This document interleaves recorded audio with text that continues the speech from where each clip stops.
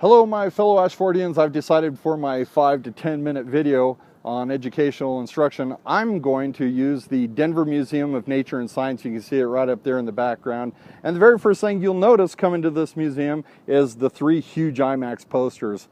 Big venue for visual and audio learning.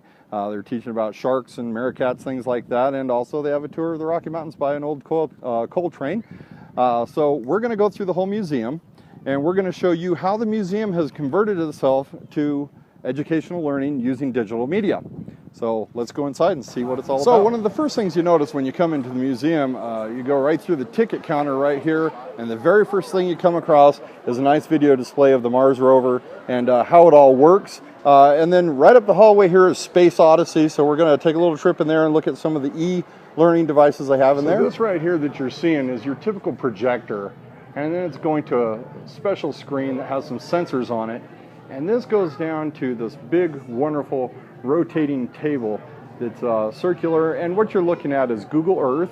And what people get to do is tilt the table. And by tilting the table, they're essentially tilting the Earth and watching Google Earth. You can find your own house and things like that on it. This is one of the best interactive displays that I've ever seen, because everybody gets to play with it. You get to put your hands on it. It's pretty much unbreakable.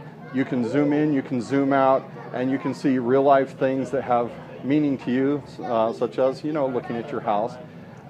It's really great. I would love to see something like this in every classroom. Imagine learning geography on something like this with hands-on, and everybody gets to mess around. So this right here is one of my favorite displays.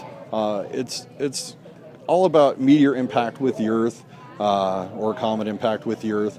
And what they do is they give you the options. You get to choose the diameter of your meteor. You get to pick the density of it, what it's made of, basically. You get to pick the velocity.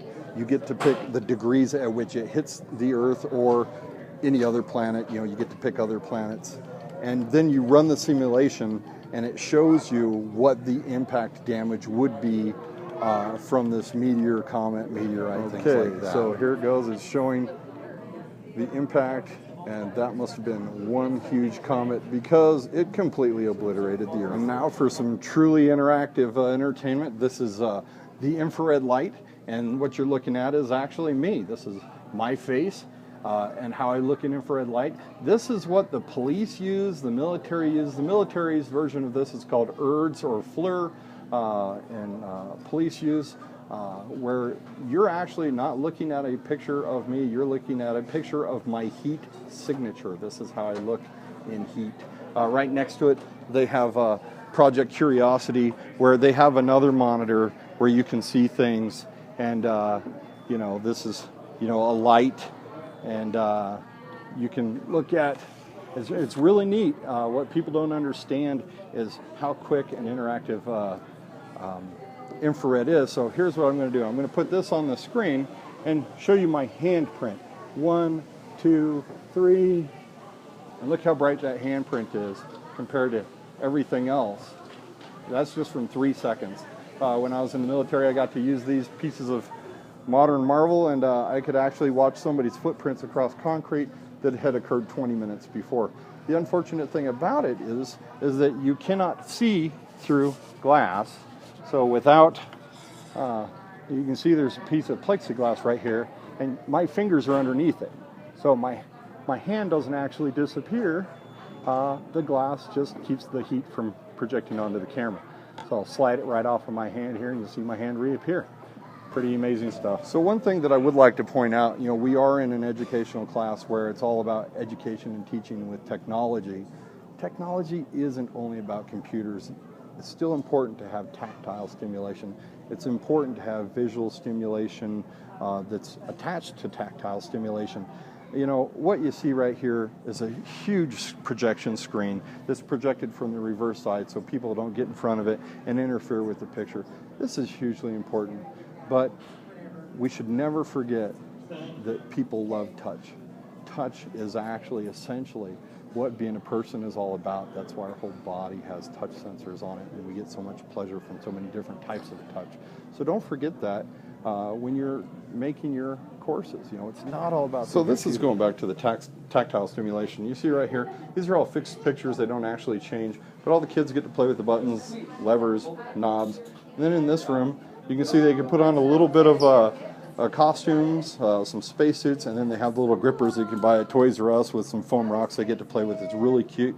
Kids have a lot of fun with it. So let's not forget about the tactile stimulation when it comes to e-learning. Okay, we all need to learn to be with each other. I have a friend with me today. Her name is Sandra, and she's going to be helping out on some of the devices. This is your heart's electricity, which is basically going to measure your heartbeats per minute. You go ahead and slide your card in. There's 2 electrodes that you put your hands on, and then your ECG, your electrocardiogram, shows up at the top. Now, with this being on your hands, basically, all it's going to really show you is your heart rate. Now, you could actually lean your body down and touch your chest to one of the electrodes there, and you know, your right leg to the other electrode there, and it would actually give you a very accurate representation of your ECG. And you can see her heart rate is at a nice healthy 63 beats a minute. That's because she swims 3 times a week, and normal heart rate for a human at rest is between 60 and 100 beats per minute. So let's move on to more of the electronic teaching devices. This interactive device that you see here is called Control Your Brainwaves, and this to me is actually the most fascinating one in the entire building, because what each person does is they put a headband on, and there's a ball down here in this tube that is controlled by an electromagnet below. And what this does is this measures your alpha and your theta waves, which are waves that are produced by your brain when you're actually in a relaxed state. And so the idea is you have the pressure on you to get the ball into the other person's side, but you have to do it by relaxing. And so when I put my kids on here and I play against them, I actually whoop them really bad, because what I do is I close my eyes and I think of how much I love my kids, and that relaxes me, and in turn I get to beat them at This is also one of my favorite ones. It's interactive because what you do is you put in your card, you take it out, and then you just walk across this reflective background, and it tells you a lot about yourself. It tells you your stride, your height, and all that stuff. So I'll put in my card here and see what it says about me. So here I am right here. I can see myself.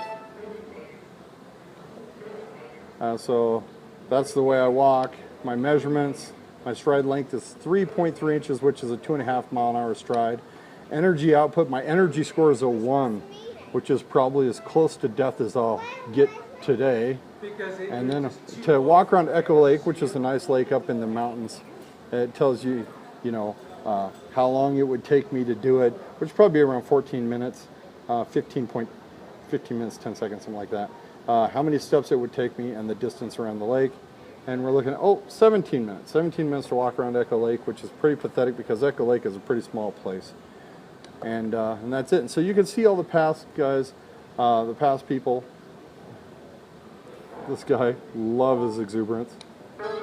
Not me.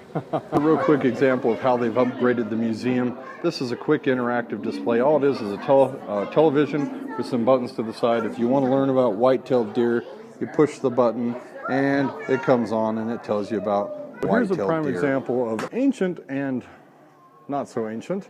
This is a good display showing, you know, about mammals, monotremes, marsupials, and placentals. So you read all this stuff, and then what you do is you can come down here on the board and you can test yourself. For example, test your memory. Oh, looky, it's a koala, or is a Tasmanian devil. What does it belong to? Oh, marsupials. Oh, there you go. So it's real old stuff, but it still is a form of electronic testing to test what you've already learned. So here's an example of a very easy interactive electronic display, which we have as a television screen here and a magnifier, a lighted magnifier. And this is looks like we have some geode here.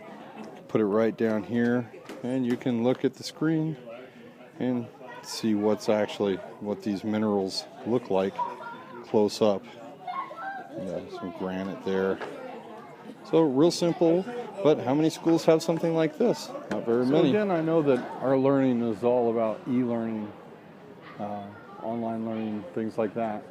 But I encourage everybody to check out their local museums, because where else, while doing e-learning, can you see stuff like this? You know, the real ordeal. And I highly recommend that everybody learns to recognize that e-learning doesn't only occur at home.